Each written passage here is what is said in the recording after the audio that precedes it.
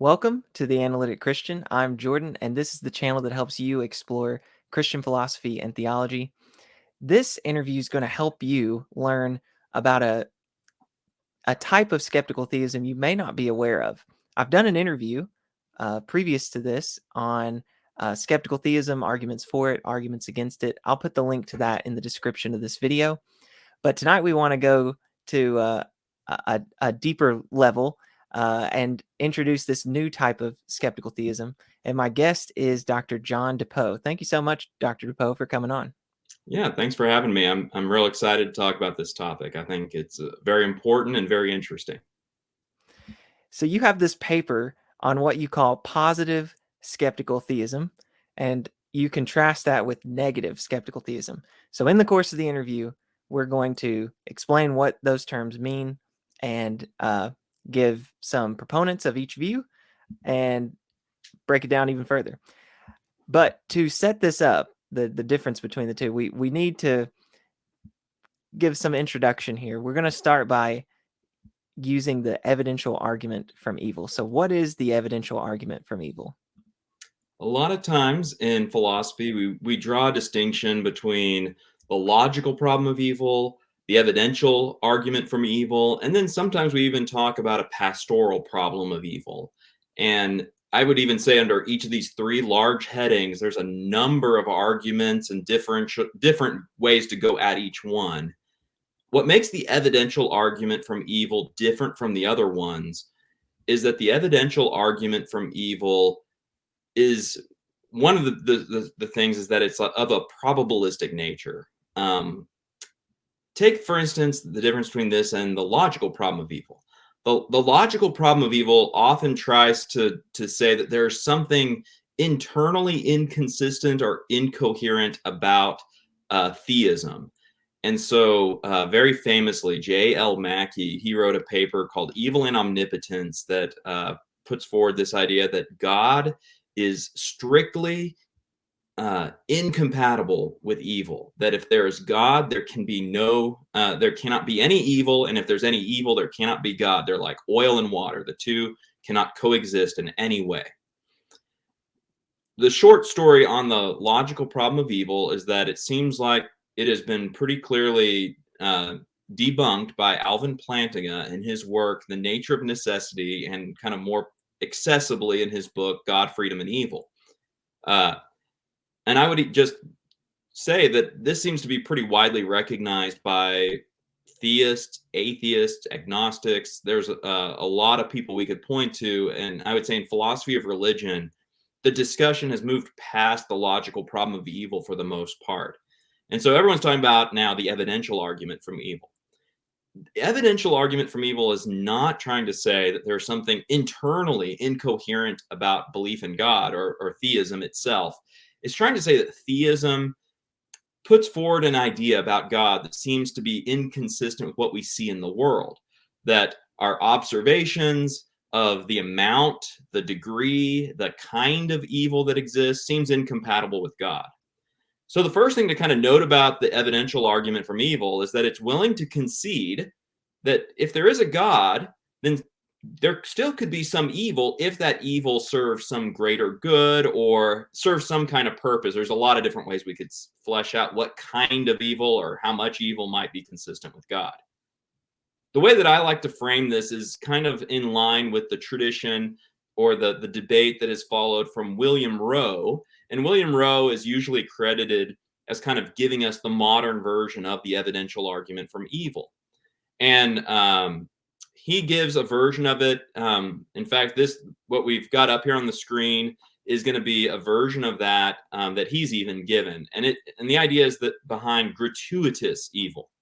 So gratuitous evil is this idea of there's unnecessary evil. If it's gratuitous, then it's the kind of evil that serves no purpose. It's utterly pointless. And so Rowe says there are some cases of gratuitous evil in the world. Second premise is that if God exists, then it is not the case that there are any gratuitous evils in the world. And therefore, 3, it concludes that it is not the case that God exists. So It's a logically valid argument, meaning that if the premises are true, the conclusion must be true. So, as a theist, if you concede the two claims, the conclusion has to follow. So the question turns out which of the two, or possibly both premises, what can you deny? Theists have denied both of these premises in different ways. Um, I find this. I'm not among those that think that two is false. So in my view, I think two is correct. I do believe that if there is a God, then it would follow that it is not the case that there are any gratuitous evils in the world. It seems inconsistent for an all-powerful, all-knowing, all-good God to create a world where there would be evil that is utterly and completely pointless, in no way is justified. Um, so what I would deny, and what I think most, but not certainly not all theists who are writing on this denies the first premise. I think that what we see is clearly a lot of things that appear to be gratuitous. And this is what a lot of what we'll end up talking about in this interview, I think, will revolve around, is not whether or not evils are not just about gratuitous evils, but this claim that some appear or seem to be gratuitous. And this is actually what William Rowe based his argument on was, well, how do you ultimately know that something is gratuitous? How do you ultimately know it serves no greater good? How do you know that it's utterly and completely pointless? You say, well, it certainly seems to be that way. Could I be wrong? Could there ultimately be some reason behind this I'm not aware of? I guess, but it certainly would seem far-fetched. And so the first claim is the one that we're going to put some pressure on.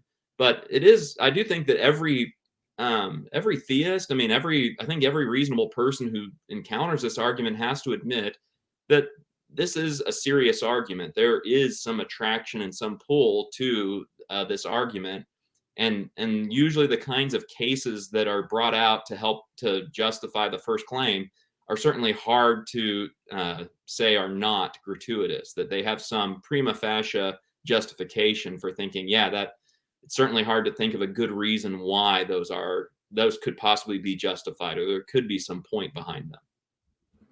Very good. Okay, now we've got the evidential argument laid out. One of the very prominent responses to this argument is the skeptical theist response. So what is it that the skeptical theist says? So one of the things that I think we're all very common for us to try to do to this argument when we first encounter it as a theist or as a Christian is to start laying out those reasons. I'll show you why there's a good justifying reason behind all kinds of evils. But I do think that is the skeptical theist response, and the kind of response I want to give is going to say that's a mistake. Because if you really want to go that route, you're going to have to argue that there is a good, morally justifying reason behind every single case that we bring up that is a candidate case for being gratuitously evil. That skeptical theist is going to say, well, of course there are some justifying reasons that that God has for allowing evil. We don't know all of them. So another way to put this is to kind of break this down into two ideas. One is theism, and then the other part is skepticism. So the theistic side is just to say there is a God, and that God is of the traditional theistic idea that we would have in classical theism, that he is all powerful, all knowing, and all good. The skeptical side is to point out that if there is such a God, there's a lot of things he would know that none of us would know. So given theism, this fourth proposition here, there are true propositions about the world that God knows and that no human is in a position to know them. And there are, of course, a couple of ways we can motivate this. One is just pointing out that God is omniscient and we are not. Another way to point this out is that our cognitive faculties and our rational capacities are quite limited. There's still a lot of things that are within our domain of knowledge that seem like we're still figuring them out. But there are, of course, domains of knowledge that seem utterly beyond our ken, and range of knowledge that is utterly not within our grasp. So, for instance, you could imagine uh, that there are different wavelengths of light, like ultraviolet light, that our eyes are unable to pick up. So there's a range of color that we're able to know and identify, but there's also a range out there that is beyond, once again, what even our very eyes are equipped to detect and know. Similarly, there's going to be perhaps realms of knowledge, realms of causal and inferential connections between what is good, what is evil, what is right, what is wrong, that are just beyond our ability to even know and fathom. So, the skeptical theistic response to this is to look at cases of gratuitous evil and then to say, I know they appear to be gratuitous, but can you really know that they're gratuitous? To know that they are gratuitous, to say that not even God himself could have a justifying reason that would allow that to take place, seems to put us in a position of kind of saying, well, I know everything there is to know. And the skeptical theist is going to look at this argument and actually take a position of what you might call epistemic humility. They're going to say, since I just don't really know everything there is to know about the world, especially about these huge, big picture questions, like, is there any kind of morally justifying reason that would allow this bad thing to happen? I'm just willing to say, I just don't know enough to say for sure. Um, and among the things that I think we would want to entertain with this are things that have to do with um, the afterlife is one of those. And I know that can sound like a cop out, but if there really is an afterlife that is of an eternal nature, it would make this experience we go through a pretty small thing. So when you put things into those kinds of contexts, the point is simply to say we just don't know enough to say for sure that these things that appear to be gratuitously evil are actually that way. Um, and so that's where the skeptical side is really doing a lot of work here. So I think that this is a helpful response, and I think that this can be a lot better than trying to presume on God's behalf that we know His reasons. So I like that on this part that the theist is really making a very humble claim and just simply trying to take the position of saying, I just don't know enough, and I think no human knows enough to say for sure that those things that appear to be gratuitously evil ultimately are that way. All right. Now, skeptical theism has its critics and its challenges. So, why don't you mention just a couple of maybe the more serious challenges that skeptical theists face? Well, they can come a lot from how much you can get once you start going a little bit of going a little skeptical. How far can you go? Because you start to think, well, if there are reasons God has that allows for things to take place, like a child to be, abducted and murdered, for genocide to be attempted on a group of people, and God didn't intervene in those cases, then boy, that might seem to open the door to all kinds of things. So let me put it this way: if you the way one way to run this objection is to say, what would you do if you were given unlimited power? Or maybe just even make it a little simpler. If you were just given the power to heal people, what would you do? Would you sit around and play video games all day? Would you sit around and read philosophy books all day? What most of us say is I'd run over to the children's hospital and start, healing people. If you could make food out of nothing, what would you do with that power? Would you just sit around at your house and making, fun dishes for you to eat, or would you go to an impoverished nation and start feeding people, right? Uh, and of course, God has those abilities, but God does not exercise them. So the question then becomes, if God has those abilities and does not do them, then maybe for all we know, we shouldn't be doing that ourselves, because maybe God has a reason for not doing that, and that might be a reason for me not to do that. So this leads to questions about what is ultimately right and wrong, because if maybe, and this is another worry, that maybe God believes certain things are right and wrong that we think are different, and if they're that different, then maybe what we don't even know what is right and wrong anymore. So sometimes this is about a kind of moral skepticism. Another way to put this is like moral paralysis, that uh, you'd be in a position where you wouldn't even know for sure whether you ought to make this decision or do that one. If God's not intervening, if God is choosing not to do it, maybe I should choose not to do it. So, um, so the hard question here is, once you start opening that skeptical door in skeptical theism, how far does it go? And can you open it without the floodgates? Just, once the camel lets his nose into the tent, how do you stop the rest of the camel from coming in? Right. Okay.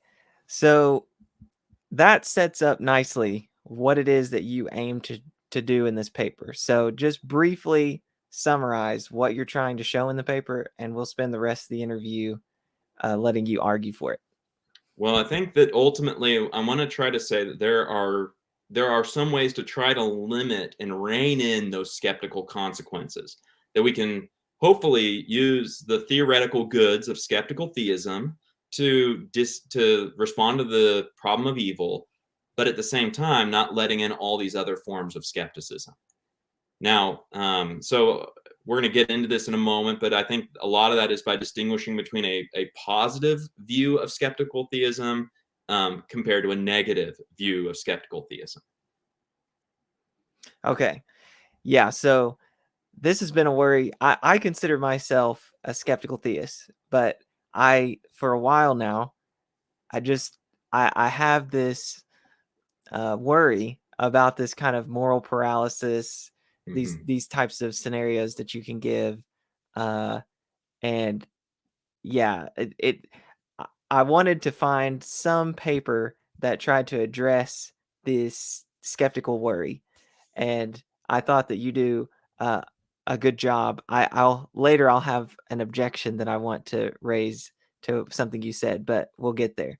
So let's start by distinguishing these two types. So what is negative skeptical theism first? And if you want, you can contrast that with positive, and we'll unpack them. Sure.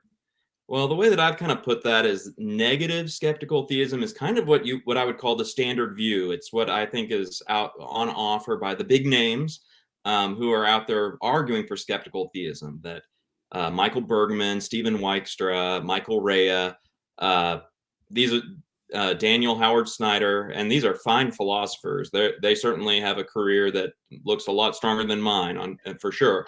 But they're all arguing for this idea of negative skeptical theism, which is almost where the idea is that the main reason why we would be skeptical theists is just by recognizing the fact that I'm kind of dumb and God is really smart, and there's going to be this chasm between the two. And it really, and they're all pretty clear, almost explicitly clear, in saying that there's really no deeper expectation in terms of evidential probability to expect or not expect gratuitous evils, or the appearance of gratuitous evils, given theism. That essentially, once there is a God, we just don't know what follows from that. And this can have some other negative skeptical consequences too, because once you start saying, once there is a God and I just don't know what follows from that, you could argue that this sinks a hole into traditional arguments in natural theology, because then you start to say, well, if there's a God, I don't know if I'd expect an orderly or disorderly universe. I mean, the difference between us is so large, I don't know. So by contrast, I think that positive skeptical theism is trying to rein in the limits of those skeptical possibilities by trying to say that we can get kind of a grip on the amount or a sense of the gratuitous evil that exists because of what we know about God. That there is an evidential probabilistic expectation that if there is a God, that there will be a world where there appears to be gratuitous evil. And that's kind of my somewhat controversial claim, or that's the distinctive claim that I think I'm trying to make in this, is this connection that there is an actual probabilistic expectation of there being a world with the appearance, at least, of gratuitous evil, if there is a God. Yeah, that's the positive claim, whereas the negative one I take to be like, not only do we not understand the reasons God may have for, I'm looking at you present me with Rose fawn in a forest scenario. Like, I don't know the reason that God has for that. The positive and negative wants to say, yeah, I don't know the reason for that. But where it seems like they want to differ is the negative says, and I don't have uh, any reason to think that God would create a world where there's seemingly gratuitous evils or what appears to be gratuitous evils. I just don't have access to those reasons to make any kind of probabilistic judgment like that. What kind of world God would create. Whereas the positive says, well, I think actually we do have access to some reasons that God may have for creating a um, a world that includes what appears to be gratuitous evil. Is that fair? Yeah, and I think it is really important, and I don't always stress this enough when I'm talking about my view, which is that they're both positive and negative skeptical theism will say to those things that appear to be gratuitously evil, I'd have no idea what the justifying reason could be or would be for that situation. But the difference between the two is that the positive skeptical theism kind of gives what I call a second order justification, sort of a justification not for why did the fawn burn to death slowly in the forest fire, but why in general would God create a world where there seems to be gratuitous evil? And that's the difference in the two. The negative skeptical theist has no real view on whether or not God would have reasons or would create a world with or without the appearance of seemingly gratuitous evil. Yeah. And just to emphasize once again, kind of and you'll see this play out, but the benefit of this positive skeptical theist view is that it can help to kind of cut off some of this skepticism uh, that bleeds into other areas, Yeah. right? Okay, so let's see. I'm going to switch back to the two view. Okay, now we're sticking to negative skeptical theism for just a moment. And a very prominent proponent of this negative view is Michael Bergmann. So, can you just summarize so we get a sense of how this works, what Bergmann's negative view is? Yeah, and Bergman has he's got a very influential view. I'd say he's one of the two really big ones on this. He talks about skeptical theism, and really the name probably comes back to his work. He calls these his skeptical theses, and he's put out in the landmark paper. He's got three. There's a follow up piece that he did where there's a fourth skeptical thesis. But the skeptical theses that he puts forward essentially are like this: that for the atheist to get the evidential argument from evil to work, they have to make certain kinds of assumptions about their knowledge. So one of these would be that all of the goods that I know of are representative of all the goods that exist, period. A similar one would be all of the evils that I know of are representative of all the evils that exist, period. And all of the connections, the causal, metaphysical, however you define those connections between good and evil, um, all those connections that I know of are representative of all the ones that exist, period. And so I think what Bergman's pointing out is correct, of course, which is to say, maybe, that's kind of a big inductive leap when we're talking about good and evil. We could be a lot like the Europeans before large, global travel took place, who thought that all swans were white, because all the swans in Europe are white. So it must be the case all swans are white. Well, as we all know what happened, they traveled to Australia, and what did they find but black swans? They thought, because of the limited range of experience that was local to them, that must represent everything globally, which is certainly not the case. And likewise, maybe there's something about human nature and the human experience and the way that human beings are constructed that limits what we really know about the ultimate nature of value and moral value in this universe. We're certainly exposed and have, and from a theistic perspective, we would say that we know quite a bit and that God has equipped us for everything we need to know. But the question would be, is that everything there is possibly to know about moral good and evil? Um, and I would say that it seems, once again, kind of like a very epistemically humble statement to say, yeah, there probably could be more to all this than I'm aware of. It's a lot like, just to pick another kind of analogy of somebody who their whole life, maybe because they're born colorblind or all they see is black and white and shades of gray, if they don't learn otherwise, they just might assume everybody's vision, everybody's color experiences that way. They might think those are all the colors that there are that exist. When in fact, of course, there's a whole range of color outside of that. And as I even said earlier, I think there's a range of even color beyond what most humans have ever seen. There's an ultraviolet spectrum, and there's echolocation that bats have, and things like this that are beyond the human experience as well. That seems like there's information, there's knowledge out there that is outstrips us. So Bergmann's case is very much like this, just saying there's more to, for all we know, there is more out there than what we've experienced. And as long as seems out there, it seems to sink the possibility that we know enough to say that some evil conclusively is gratuitous. Okay, now let's shift to positive skeptical theism, and this is where we're going to spend the remainder of the time, really.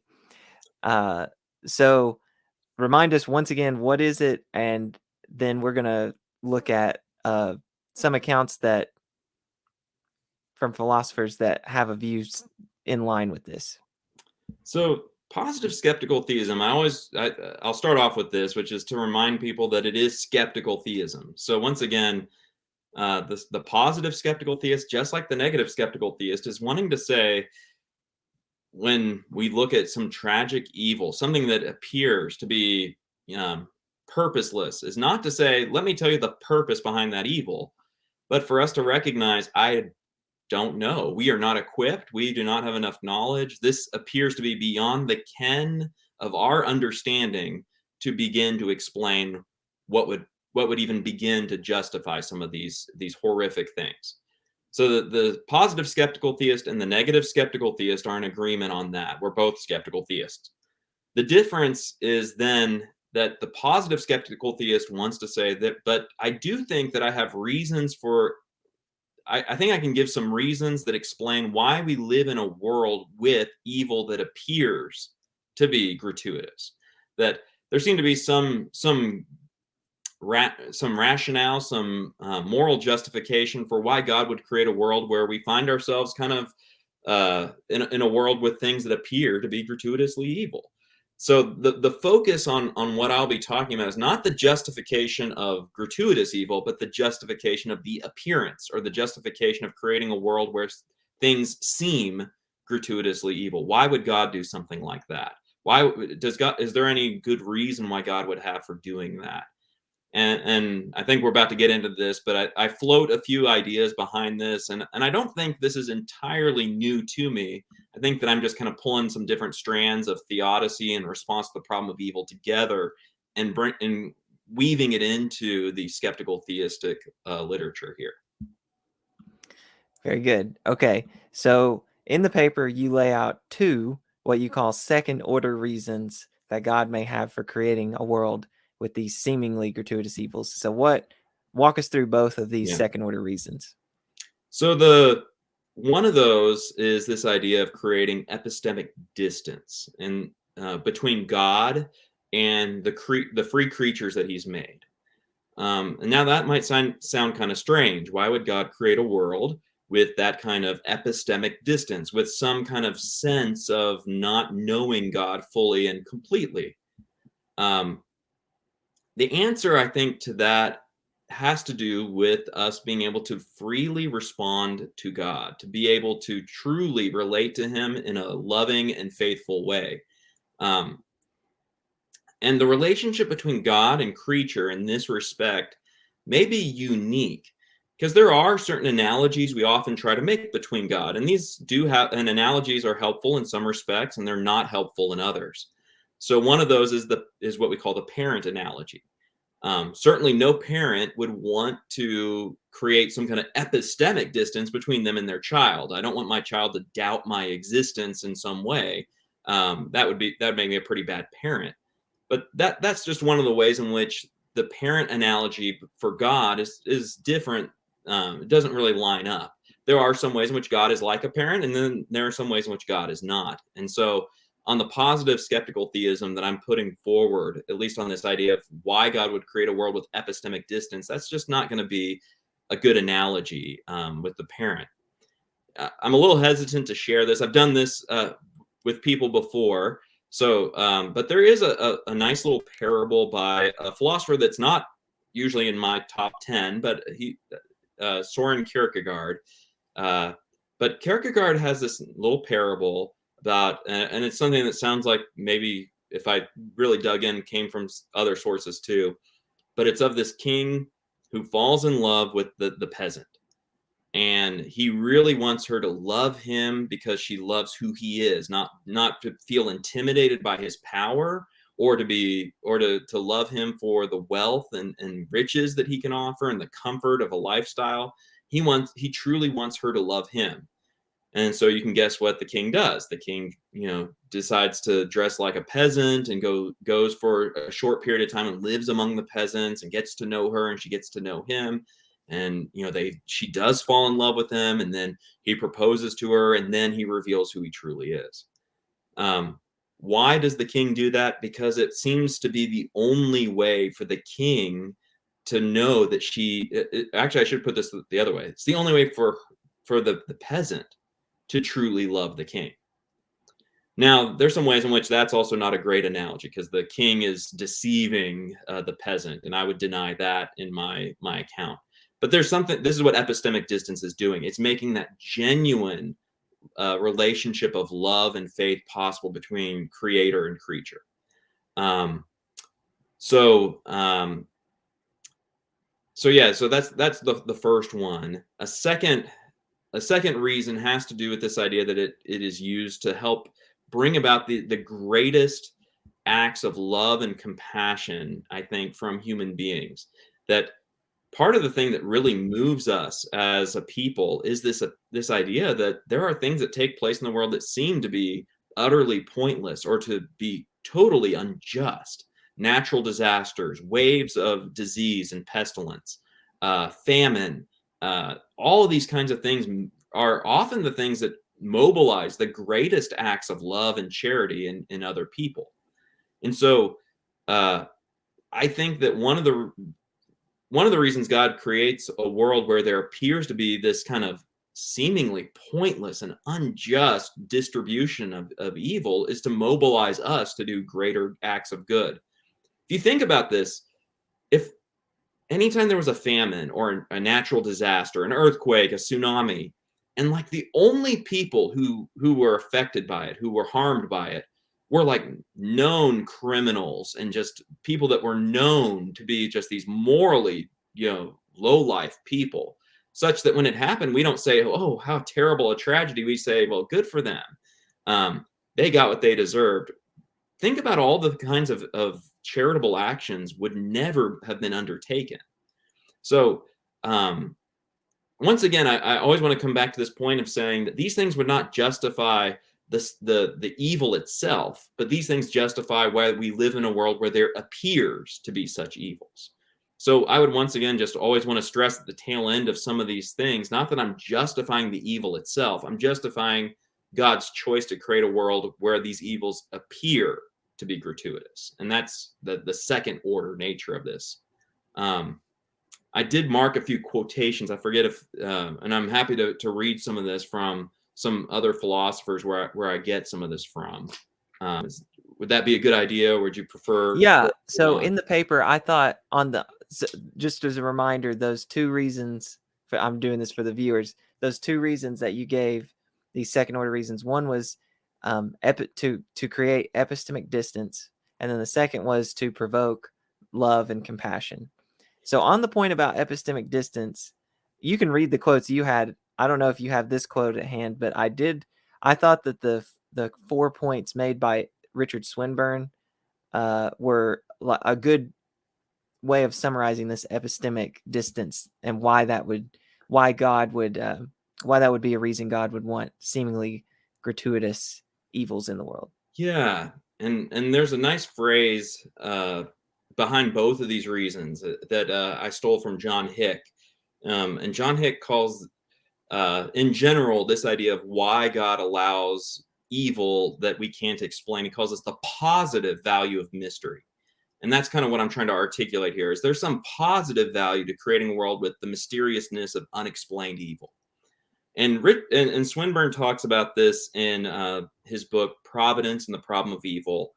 And he goes through some of these kind of quickly. He says that one good is just the good of inquiring and seeking to know whether God exists. That would not exist without epistemic distance.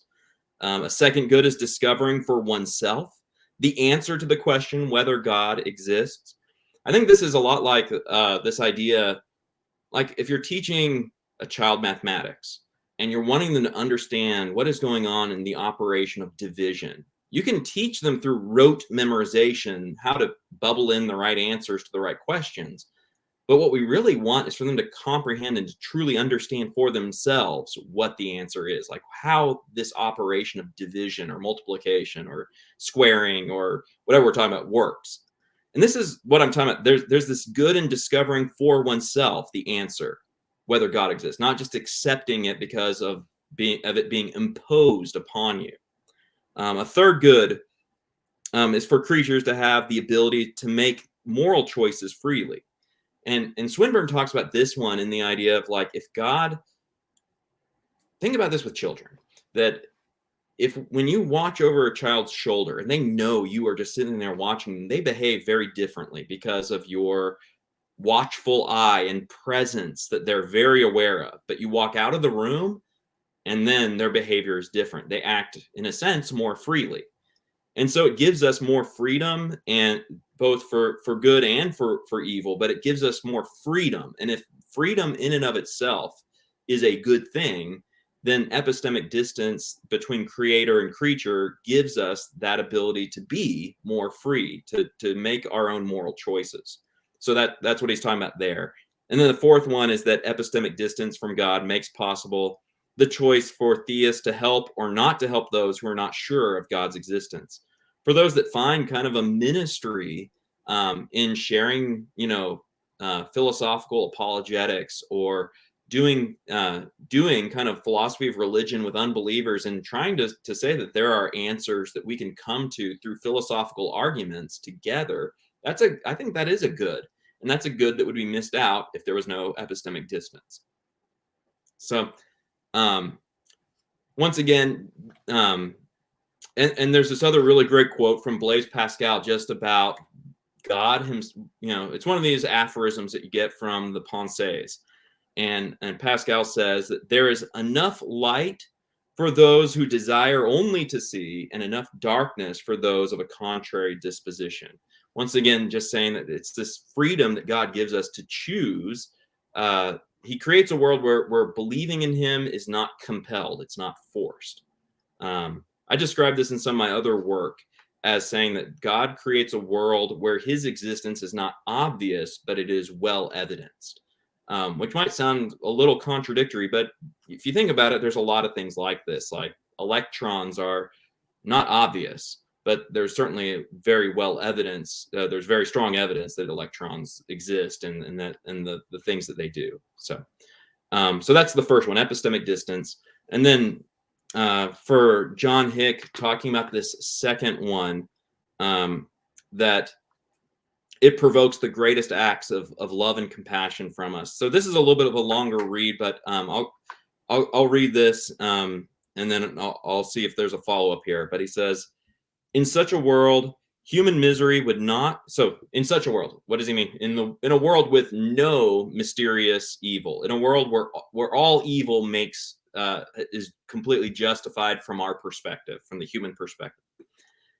In such a world, human misery would not evoke deep personal sympathy, or call forth organized relief and sacrificial help and service. For it is presupposed in these compassionate reactions both that the suffering is not deserved and that it is bad for the sufferer. We do not acknowledge a moral call to sacrificial measures to save a criminal from receiving his just punishment, or a patient from receiving the painful treatment that is to cure him. But men and women often act in true compassion and massive generosity and self giving in the face of unmerited suffering, especially when it comes in such dramatic forms as an earthquake or a mining disaster. It seems then that in a world that is to be the scene of compassionate love and self giving to others, suffering must fall upon mankind with something of the haphazardness and inequity that we now experience. It must be apparently unmerited, pointless, and incapable of being morally rationalized. For it is precisely this feature of our common human lot that creates sympathy between man and evokes the unselfish kindness and goodwill which are among the highest values of personal life. No undeserving need would mean no uncalculating outpouring to meet that need. And that's from his book, Evil and the God of Love. Right. Yeah, okay. So I think that quote illustrates nicely this idea of why God would want to create a world or have reason to create a world that has apparently gratuitous evil, because that's going to be the thing that provokes love and compassion. It's precisely because we look at this suffering and think they don't deserve this. We need to do everything we can to relieve this. That moves us to action. If we thought they do deserve it, then we're no longer moved. Okay, so here's a challenge, at least to that reason. So I don't necessarily have an objection to that epistemic distance reason. This one I may have an objection to, and that's this. So your everyday person who may not be reflecting on the kinds of things we're talking about would look at like the natural disaster and think, yeah, they don't deserve it. We've got to do everything we can to relieve it. But for like the philosopher who does this reflection, listens to your argument and says, oh, yeah, okay. So now I see that this is only apparently gratuitous, but in reality, it's really not gratuitous at all. So it seems like then, though, now the motivation might be undercut because now you think, okay, so this isn't gratuitous anymore. There is some reason that they're suffering. So why intervene here? Yeah. So what do you think about that worry? Well, I think that the good news is that is that since we're still skeptical theists, we don't know what that reason is.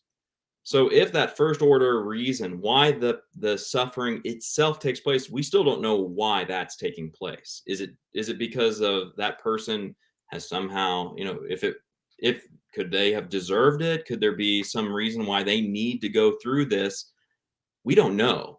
So the fact that we still don't know the ultimate reason why these evils are taking place, even if we can say, I ultimately think there is a reason, I don't know what that reason is. So it is still required of me. I can still feel compassion and still try to meet that need and to do great acts of love and charity here. So I think what would take that away would be a first order justification that says, that person's suffering is deserved because they're a rotten person who has, done this, that, or the other thing. That's what robs us, I think, of the drive and motive to really help them. And there's nothing in positive skeptical theism that I think takes that away. Yeah. Yeah, so I could see a response to my concern being, well, this view is actually positing that the reason God has set the world up this way is so that you do act in compassion and you do organize relief for these people, and so that's the action God wants out of you. Exactly. Whether So even when you don't know the reason that He's permitting this, the reason that he's permitted a world like this one is to get that kind of response. And in the Christian worldview, the church is supposed to be his hands and his feet. That maybe the very purpose behind this is for us to act on God's behalf to extend love and charity to these folks. So, I would certainly agree that I think that the upshot here is not inaction, but really, once again, to allow ourselves to be moved and to act. Okay, so now let's try to compare positive and negative skeptical theism and see, which one comes out in being the more plausible version of skeptical theism. So you think that positive skeptical theism is the better account. So why do you think that? I'll say that at the outset that some people might want to steer. They might think it's better to steer away, because my view is making more claims, in a sense that I'm putting more on top of skeptical theism. So there's more to defend. There's more to refute on my view. So why go through the trouble of making these claims and defending them? Why do I think mine is still the better way to go? I think that by trying to give us a framework whereby we can say that if there is a God, the world that has apparently gratuitous evil, that seems to have this mysterious, unexplained evil, is actually what you would expect if there is a God, deflects a lot of the evidential value of seemingly gratuitous evil against theism. So whereas on negative skeptical theism, the difference would be that they would just have to say, well, if there is a God, I don't really know what to expect, period. And that ends up creating a lot of space for more skepticism and things that seem to undermine the traditional approaches of natural theology, of trying to use philosophical arguments to support theism. So all of those things, one of the reasons I would say that my account is better is that I think it does a better job of predicting that we would find ourselves in a world with the appearance of gratuitous evil, if there is a God. And it also then reins in how far we can go with all the skepticism, the moral paralysis, the moral skepticism, and the skepticism that might follow for natural theology. All those things I think we can help rein in. So I've thought about this with in the paper, the first paper on this, I've thought about this with a meteorological analogy. Suppose there are two different theories about trying to say this is the way the weather works. If one of them says that if this theory is correct, I don't know what follows from it. Anything and everything in the world is compatible with it. It's almost kind of a useless theory. But a theory that says we're going to have some things that are unpredictable and anomalous to some degree, but there's a bunch of things we can still predict within it. I think that helps us with this. It makes the model more useful. It makes it such that this is something that is not just compatible with anything and everything. There's a sense in which it's falsifiable, but there's a sense also in which it's also confirmable. And so that's the side of this. And of course, the devil is in the details, and with any kind of probabilistic argument, one way that I'm looking at this is just a framework for this discussion. There's still, after we go through the idea of what framework should we adopt, there's a whole nother conversation to take place and say, then what do we do with the actual data, the actual observations of evil in the world? And what I'm saying is that let's run that discussion through my framework, not through the negative skeptical theist framework. That my framework, I think, is going to be much more fruitful. On my framework, another upside to this is that I would still say there's a place for natural theology to support theism in a way that I don't think it works with negative skeptical theism, because of the way that it casts so much skepticism. You can't bring in the cosmological, teleological, moral arguments, all these arguments from natural theology they lose their force, I think, in skeptical theism, whereas they can be retained in mine. So those would be a few of the reasons that I would give for my account. Yeah.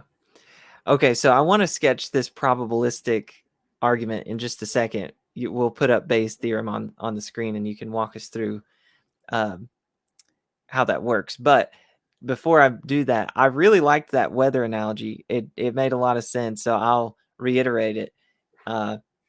If you had two theories about what the weather's gonna do, and you or why it is the way that it is, and so you on both of these theories, they get some things right, but then there are these anomalies that happen that the theory itself didn't necessarily predict.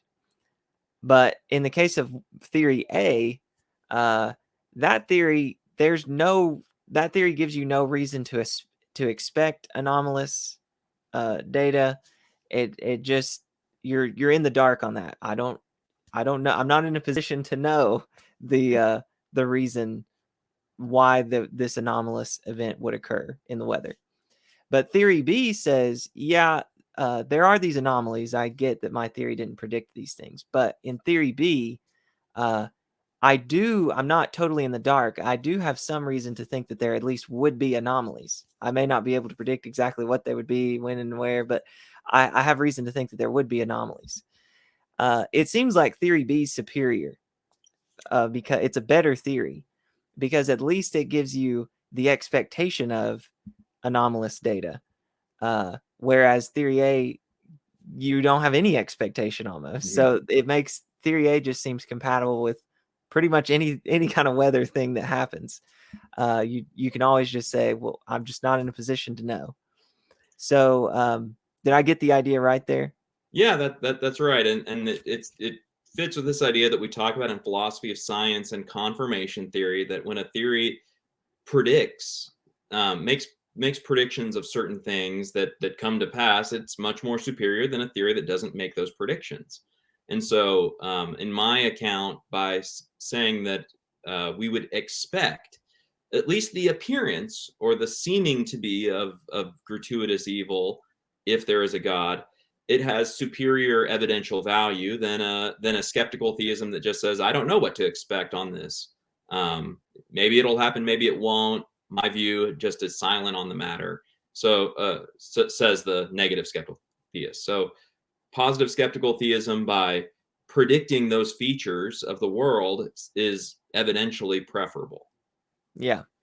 Okay, now let's get into the Bayesian analysis Yeah. you give at the very end of the paper.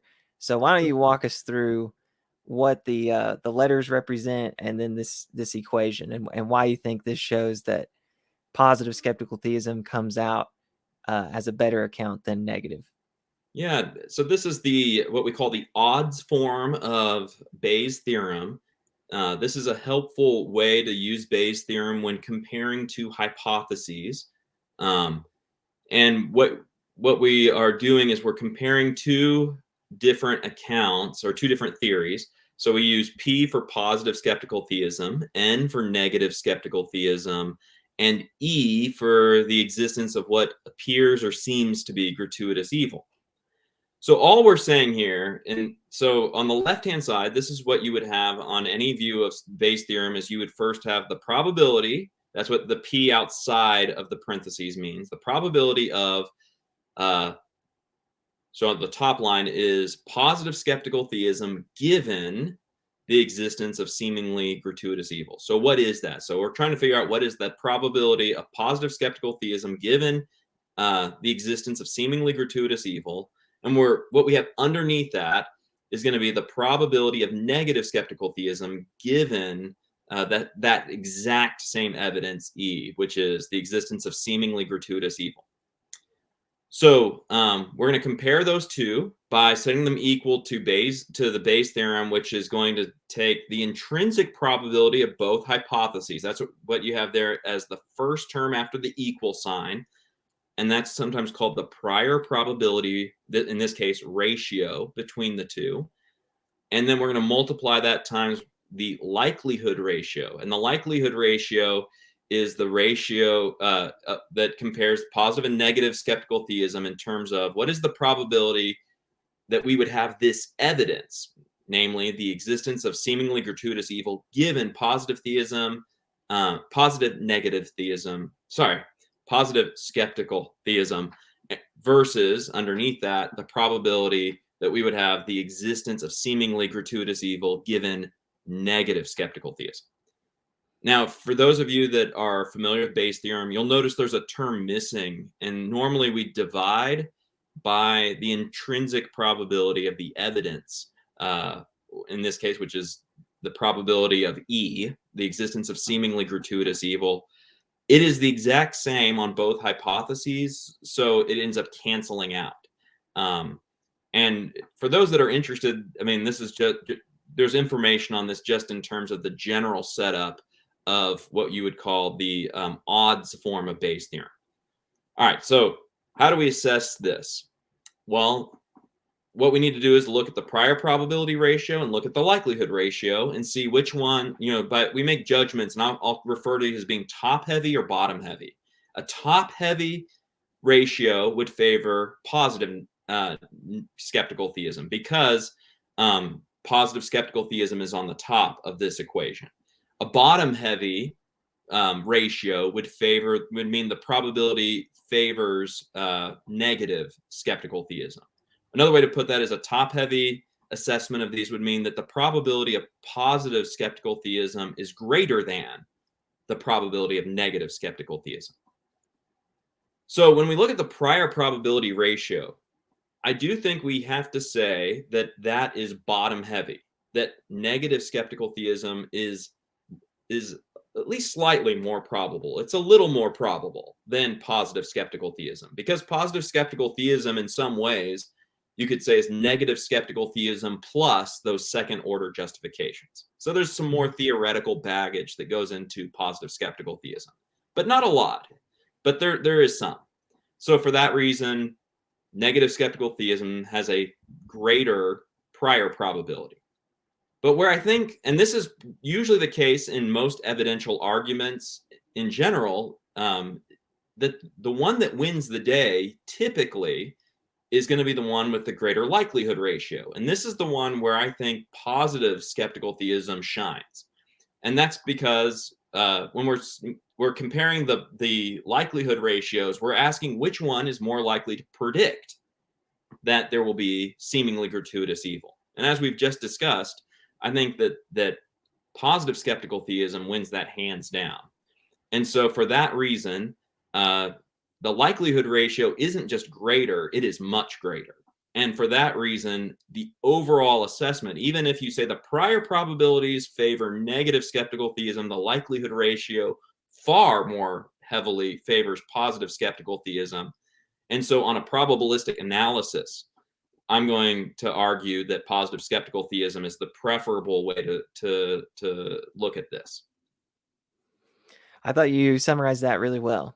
Yeah, so it looks like in this odds form, and in the paper, I didn't put this equation on the screen because it looks more complicated. But for each instance of seemingly gratuitous evil, that is a piece of evidence. So it's like when you're looking at the likelihood ratio, really what's there is E1, E2, E3, E4. There's a bunch of these pieces of evidence that are going to be favored by positive skeptical theism that won't be favored by negative skeptical theism. Yeah, let me put that on the screen. Yeah. Make sure I'm at. Yeah. I don't know. I think yeah. We can see it there. So that looks more complicated, but I think it communicates the idea that there's many pieces of evidence in that likelihood ratio, right? And you're going to be positive skeptical theism is more favored because of that. And that okay. was kind of the underlying point that I'm trying to make with that too, is that there was just one piece of seemingly gratuitous evil that needed to be explained. It'd be different, but since the accumulation of so many of those seems to favor, once again, the positive skeptical theist view on this. All right. Well, that brings me to my last question, and that's just how would you like to sum this discussion up and conclude it for us? Well, I hope that one, and as we think about this very difficult and very challenging issue of the problem of evil, I hope one that we remember a kind of epistemic humility in all this. That even though I'm talking about reasons why God would create a world where there seems or appears to be evil, I'm still not talking about any reason that God would have for any particular horrific evil. And so I still want to stress I don't know that. I don't think any person has access to those reasons, and that we need to keep that kind of epistemic humility in mind.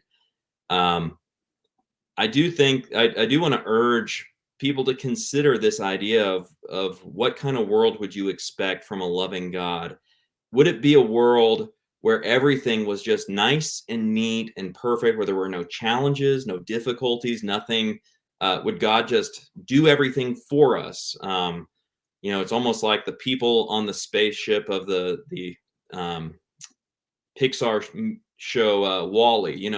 Is that what God? Should God just cater to all of our needs and make sure we're comfortable and happy? Um, Sometimes I get the impression this is what people think God would do for us, but I don't think even a good parent would do that for their own child.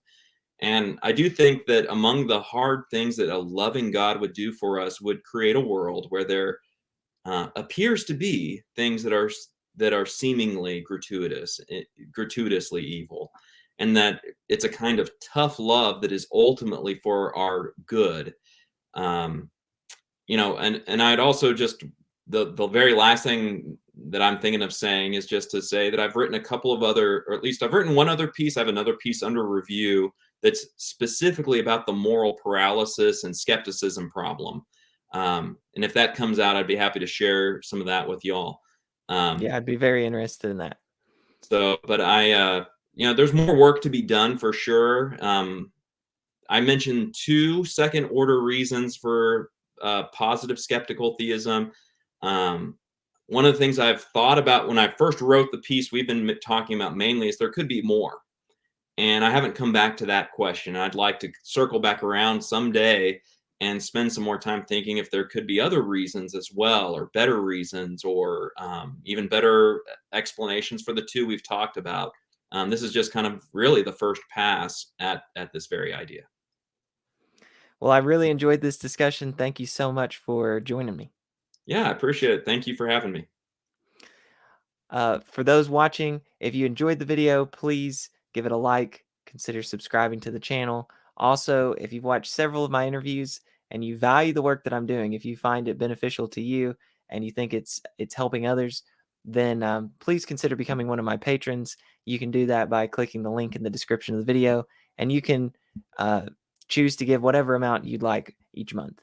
So thank you so much for watching and supporting me, and we'll see you next time.